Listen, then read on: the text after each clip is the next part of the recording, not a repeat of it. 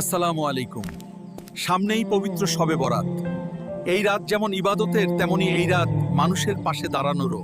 আজ আমি এসেছি আমার গ্রামের সেই মানুষগুলোর কাছে যাদের কাছে নতুন এক জোড়া কাপড় মানেই ঈদের আনন্দ।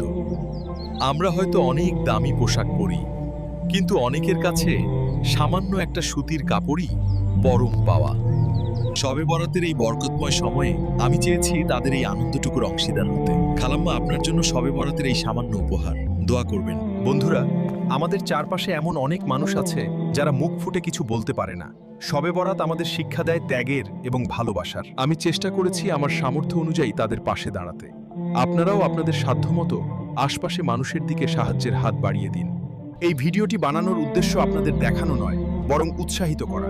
যদি এই ক্ষুদ্র প্রচেষ্টা আপনাদের ভালো লেগে থাকে, তবে আমার পাশে থাকবেন। দয়া করে চ্যানেলটি সাবস্ক্রাইব করুন এবং ভিডিওটি শেয়ার করে অন্যদেরও ভালো কাজে উৎসাহিত করুন।